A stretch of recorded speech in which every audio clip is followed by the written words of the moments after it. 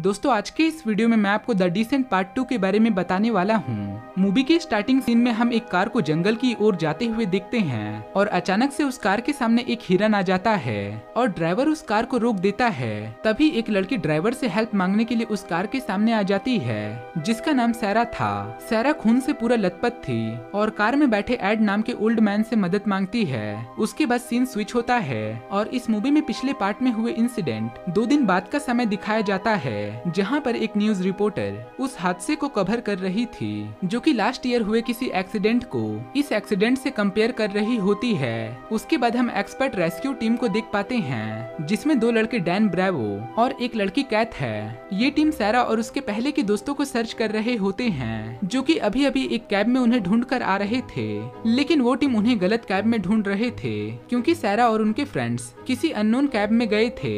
वहीं इस घटना को शेरिफ विंस और उनकी डेप्यूटी एलन हैंडल कर रहे थे। जहां शेरिफ विंस के पास एक कॉल आता है और उन्हें ये पता चलता है कि इस हादसे से बची सैरा नाम की लड़की एक हॉस्पिटल में एडमिट है जो कि अभी भी जिंदा है। इसीलिए विंस बिना किसी को बताए हुए एलन के साथ सैरा से पूछताछ करने के लिए सीधा हॉस्पिटल की ओर निकल जाता है जहां पर डॉक्टर से पता चलता है कि सैरा के कपड़ों में बहुत ज्यादा खून लगा हुआ था जो कि सैरा के दोस्त का था। विंस सैरा को लेकर काफी ज्यादा कंफ्यूज था क्योंकि वो अकेले ही उस कैब से सही सलामत वापस आई थी। उसके बाद एलन सैरा से पूछताछ करती है जहां पर पता चलता है कि सैरा को पिछले 2 दिन का कुछ भी याद नहीं था। तभी सैरा एलन से अपनी बेटी जेसिका के बारे में पूछती है जिसे सुनकर एलन उसकी बातों को काटती है क्योंकि एलन अच्छे से जानती थी कि सैरा का हस्बैंड और उसकी बेटी पिछले साल एक्सीडेंट में मारे गए थे। उसके बाद विंस डैन को कॉल करके बताता है कि 6 लड़कियों में से सैरा नाम की लड़की अभी भी जिंदा है और वो हॉस्पिटल में एडमिट है। साथ ही डैन को ये बात अपने पास ही रखने को कहता है। उसके बाद विंस डैन को अपनी टीम को लेकर उसी जगह पर जाने को कहता है जहां पर सैरा को वो ओल्ड मैन एड मिला था। उसके बाद एड एक पुलिस ऑफिसर को उसी जगह पर लेकर जाता है जहां पर उसे सैरा मिली थी। कुछ दूर जाने के बाद उस लड़की के ओल्ड मैन जैपल पर पहुंच जाते हैं जिसे एड ऑपरेट किया करता है। ऑफिसर सबसे पहले अपने शिकारी डॉग को उसके अंदर भेजता है जो कि अंदर जाने के बाद काफी ज्यादा डर जाता है और वहां से भागते हुए वापस आ जाता है। इससे ये बात कंफर्म होता है कि डॉग ने वहाँ पर कुछ अजीब चीज देखा होगा। वो जानता था कि अंदर में क्या है क्योंकि डॉग की सूंघने की क्षमता काफी ज्यादा होती है और डॉग को वो चीज दिखाई देता है जो इंसान नहीं देख सकते। उसके बाद विंस सैरा को अपने साथ उसी माइन पर लेकर जाता है ताकि वो सैरा की मदद से उस कैब में जाकर बाकी की लड़कियों को ढूंढ सके। ये माइन अंदर से काफी ज्यादा बड़ी थी और इस कैब में नीचे उतरने के लिए लिफ्ट बना हुआ था। ये वही कैब था जहाँ पर सैरा और उसके फ्रेंड गए हुए थे। एड सभी लोगों को बताता है कि कई सालों पहले उनके ग्रैंडफादर और उसके 2 दोस्त नीचे गए हुए थे जिन्होंने पूरा एक नया कैब सिस्टम ढूंढ लिया था। उसके बाद उन्हें और भी नीचे रिसर्च करने के लिए भेजा गया जहाँ पर गोल्ड होने की आशंका जताया जा रहा था, लेकिन वो लोग वहाँ से कभी भी वापस लौट नहीं सके। उसके बाद एड सभी को बताता है कि शायद उस कैब में कोई शैतान है जिसने उन लोगों को मार दिया होगा। उसके बाद सैरा, विंस, एलन और उनके expert rescue team Dan, Greg और कैथ उस कैब में जाने के लिए एक पुराने लिफ्ट में चढ़ जाते हैं जिसे एड काफी अजीब नजरों से देखता है। यानी कि एड कुछ ऐसा जानता था जो शेरिफ और विंस को नहीं बताया था। सारे लोग उस लिफ्ट की मदद से नीचे जाते हैं जहाँ पर शेरिफ की एक फ्रेंड रिबेका की बॉडी दिखाई देती है जो कि पूरी तरह से सड़ चुकी थी। ये चीज को देखकर सैरा को 2 दिन पहले हुए घटना के बारे में याद आने लगता है जो कि वो क्रीचर स्क्रॉलर्स के बारे में होता है। सैरा को इस हालत में देखकर शेरिफ को उस पर शक होने लगता है क्योंकि उसे ये बात समझ में नहीं आ रहा था कि आखिर 6 लड़कियों में से एक लड़की कैसे बची। शेरिफ को सैरा पर ही शक होता है कि सारे मर्डर उसने ही करी होगी। इसलिए शेरिफ अपने डेप्यूटी एलन को सैरा पर नजर रखने को कहता है। उसके बाद थोड़ा दूर आगे जाने के बाद सैरा को सब कुछ याद आने लगता है और इस कैब में एक क्रीचर था जिसने उनके ग्रुप पर अटैक कर दिया था। सब कुछ याद आने के बाद सैरा अचानक से ग्रुप पर हमला करके अकेले ही वहाँ से भाग जाती है। अब सैरा ने इतनी तेजी से वहाँ से भागा था कि कोई भी उसे भागते हुए नहीं देख पाया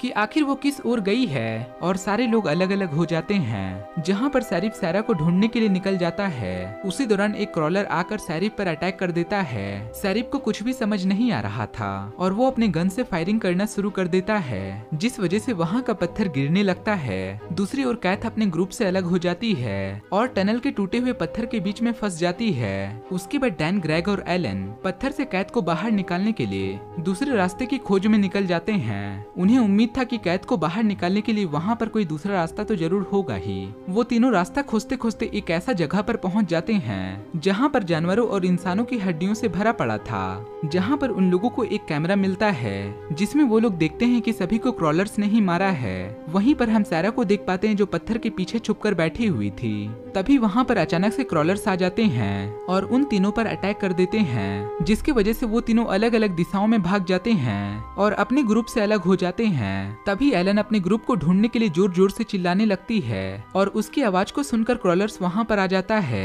क्रॉलर एलन की आवाज का पीछा करते हुए उस पर अटैक करने के लिए आगे बढ़ता है। वो उसे मार पाता तभी सैरा एलन का मुंह बंद करके उसे क्रॉलर से बचा लेती है, क्योंकि सैरा जानती थी कि क्रॉलर देख नहीं सकता। वो बस आवाज सुनकर अपना शिकार ढूंढते हैं। उसके बाद एलन को आवाज लगाते हुए डैन वहाँ पर आ जाता है, जिसकी आवाज को सुनकर क्रॉलर डैन को बुरी तरीके से मार देता है। अब एलन और सैरा अपनी नजरों के सामने क्रॉलर को डैन की बॉडी को खाते हुए देख पाती है। फिर वो क्रॉलर डैन की बॉडी को खींचकर अपने साथ ले जाता है। उसके बाद सैरा एलन को बताती है कि क्रीचर अंधेरे में नहीं देख सकते, वो सिर्फ आवाजों को सुनकर और लाइट को देखकर अपना शिकार किया करते हैं। अब एलन और सैरा बाहर जाने के लिए रास्तों की खोज में निकल पड़ते हैं और रास्ते में उन लोगों को बहुत सारे क्रॉलर मिलते हैं, जिसका सामना करते हुए वो दोनों सही सलामत बच जाते हैं और एक ब्लैक वाटर से भरे पूल में गिर जाते हैं, जिसमें ब्लैक कलर का कोई मटेरियल तैर रहा था। जिसके बाद एलन सैरा से उस मटेरियल के बारे में पूछती है कि आखिर वो क्या चीज है, लेकिन सैरा को भी इसके बारे में कोई आइडिया नहीं था। तभी वहाँ पर हम एक क्रॉलर को देखते हैं, जिसे देखकर हमें पता चलता है कि उस पूल में क्रॉलर का वेस्ट मटेरियल था, यानी कि वो पूल उनका वॉशरूम था, जहाँ पर एक क्रॉलर उसे मारने के लिए आता है, जिससे डरकर कैथ उस टनल से बाहर निकलने लगती है। तभी उस क्रॉलर का सर एक पत्थर से दब जाता है, जिससे उसकी वहीं पर मौत हो जाती है। जिसके बाद कैथ अपने टीम को ढूंढने लगती है, जहाँ पर उसे ग्रेग मिल जाता है। वो ग्रेग को बताती है कि डैन की डेथ हो चुकी है। इसके अलावा वो कैथ को बताता है कि वो डैन को नहीं बचा सका, लेकिन वो उसे जरूर बचाएगा, इसीलिए उन लोगों को किसी भी कीमत पर आगे बढ़ते रहना होगा। दोस्तों, कैथ डैन को पसंद किया करती थी और ग्रेग कैथ को, यानी कि इन तीनों के बीच में ट्रायंगल लव था। उसके बाद कैथ और ग्रेग एक जगह पर जाकर एक दूसरे को सहारा बनाकर पत्थरों में जाकर बैठ जाते हैं और अपने आप को सेफ कर लेते हैं, जो कि उन लोगों को पहाड़ों पर चढ़ाई करने की ट्रिक है। अब यहाँ पर सैरिफ को डैन की बॉडी मिलती है। उसके बाद सैरिफ डैन का ट्रांसमीटर लेकर उससे सबके बारे में पूछने लगता है। दूसरी ओर कैथ और ग्रेग के रिसीवर में सैरिफ की आवाजें आने लगती है, जिस वजह से उनके नीचे मौजूद क्रॉलर पूरी तरह से अलर्ट हो जाते हैं, लेकिन वो दोनों किसी तरह से ऊपर चढ़ते हैं और अपने रिसीवर को नीचे गिरा देते हैं, जिसकी आवाज को सुनकर क्रॉलर वहाँ से चला जाता है और दोनों बाल बाल मरने से बच जाते हैं। जहाँ पर सैम की डेथ हुई थी, वो दोनों सैम की बॉडी को हुक की तरह इस्तेमाल करके आगे जाने लगते हैं। अब जैसे ही कैथ दूसरी ओर जाने लगती है, तभी उस साइड से एक क्रॉलर आकर, जिसे देखकर ग्रेग कैथ की जान को बचाने के लिए उस क्रॉलर के ऊपर कूद जाता है और उसके साथ खाई में गिर जाता है। तभी उस साइड से एक क्रॉलर आकर कैथ को मारने की कोशिश करता है, जिससे अब ग्रेग की भी मौत हो जाती है। लेकिन जैसे ही कैथ दूसरी ओर पहुंचती है, वहां पर पीछे से क्रॉलर आ जाते हैं। दूसरी ओर हम सैरा और एलन को एक साथ देखते हैं, जहां पर एलन अपने फोन को देखती है, लेकिन उस फोन में नेटवर्क नहीं होता। एलन कहीं न कहीं समझ चुकी थी कि वो शायद ही यहाँ से जिंदा निकल सकेगी, इसीलिए वो अपने फोन में अपनी बेटी के लिए एक वीडियो रिकॉर्ड करती है, जिस पर सैरा बोलती कि वो ये बातें रिकॉर्ड ना करे और सारी बातें बाहर निकलने के बाद वो अपनी बेटी को बताए, क्योंकि वो अभी भी जिंदा हैं और वो किसी भी तरह से यहाँ से बाहर निकलेंगे। दूसरी तरफ सैरिफ पर क्रॉलर अटैक करने लगते हैं, लेकिन तभी वहाँ पर जूनो आ जाती है और सैरिफ को क्रॉलर से बचा लेती है। दोस्तों, जूनो अभी भी जिंदा थी और वो इंजर्ड थी, जिसने इन 2 दिनों में क्रॉलर को मारना और उससे बचकर रहना सीख चुकी थी। जिसके बाद सैरिफ, एलन, जूनो और सैरा चारों एक जगह पर आपस में मिल जाते हैं, जहाँ पर सैरा और जूनो एक जगह पर मिलने के बाद आपस में लड़ाई करना शुरू कर देती हैं और सैरिफ उन लोगों को लड़ाई करने से रोकता है, क्योंकि उन्हें अगर यहाँ से जिंदा वापस निकलना है तो सभी को एक साथ मिलकर काम करना होगा, जिससे वो सभी सरवाइव कर सके। तभी जूनो बताती है कि मुझे यहाँ से बाहर निकलने का रास्ता पता है, जिस पर सैरा बोलती है कि अगर तुम्हें बाहर जाने का रास्ता मालूम था तो यहाँ से तुम अभी तक बाहर क्यों नहीं निकली। उसके बाद जूनो बताती है कि मेरे पास लाइट नहीं था और तुम लोगों के पास लाइट है, इसलिए हम सभी यहाँ से बाहर निकल सकते हैं। पर सैरा जूनो के साथ आना नहीं चाहती थी, इसीलिए सैरिफ सैरा को हथकड़ी लगाकर अपने साथ ले जाता है। उसके बाद जूनो जूनो सभी को क्लॉरर के खाना खाने की जगह पर चलने को कहती है। उसके बाद जब वो लोग आगे बढ़ते हैं तो उन्हें वहाँ पर एक ब्रिज जैसा कुछ रास्ता बना हुआ दिखाई देता है। ये रास्ता बहुत ही कमजोर था जो केवल पत्थरों से ही टिका हुआ था और वहाँ से वो लोग एक एक करके दूसरी ओर जा सकते थे, लेकिन सैरिफ और सैरा के हाथ एक दूसरे से बंधे हुए थे। उसके बाद जैसे ही वो दोनों रास्ते को पार करने की कोशिश करते हैं तो वो नीचे गिरने लगते हैं, जिन्हें गिरता देखकर जूनो सैरा का हाथ पकड़कर उन्हें गिरने से बचा लेती है। तभी क्रॉलर्स नीचे से पत्थर पर चढ़ते हुए ऊपर आने लगते हैं जो सैरिफ के सहारे ऊपर आने की कोशिश कर रहे थे। इसीलिए एलन सैरिफ का हाथ काट देती है, जिससे सैरिफ के साथ साथ सभी क्लॉलर्स नीचे खाई में गिर जाते हैं। एलन ऐसा इसलिए करती है ताकि क्लॉलर्स उन सभी को मार ना सके और उसे 3 लोगों की जान बचाने के लिए किसी एक का बलिदान देना कोई गलत नहीं लगता। उसके बाद सैरा, एलन और जूनो क्रॉलर के खाने की जगह पर पहुंच जाते हैं। वो देखते हैं कि एक क्लॉलर्स किसी एक जानवर को मारकर बाहर से अंदर ला रहा था और ये क्लॉलर बाकी क्लॉलर के मुकाबले साइज में काफी ज्यादा बड़ा था, जिसे देखकर ऐसा लग रहा था कि ये सभी का लीडर है, क्योंकि बाकी के क्लॉलर्स उनसे डर रहे थे।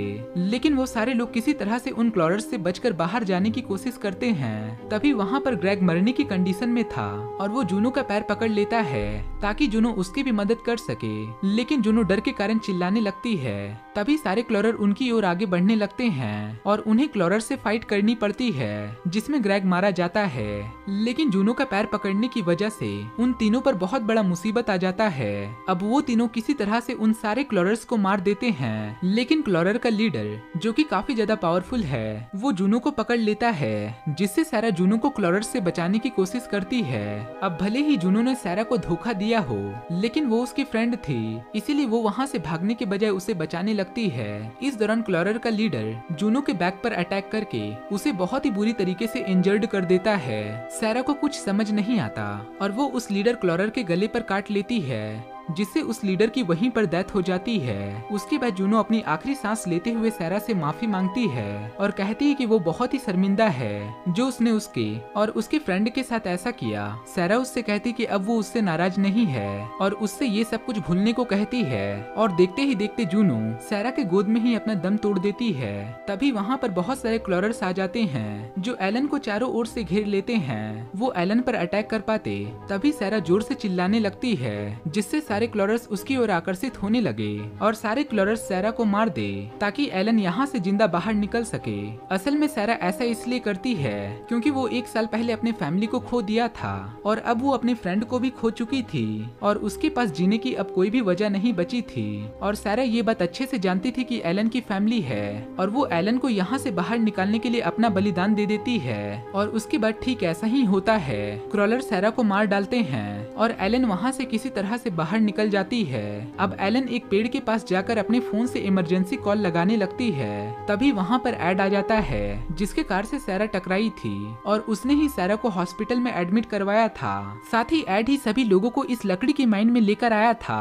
ऐड एलन की मदद करने के बजाय उसे पीछे से अटैक करके उसे बेहोश कर देता है और एलन को ले जाकर उसे उसी जगह पर फेंक देता है जहाँ से वो वापस आई थी। तभी वहाँ पर एक क्रॉलर आता है और एलन को अपने साथ नीचे ले जाता है और इसी के साथ ही ये मूवी यहीं पर समाप्त हो जाती है।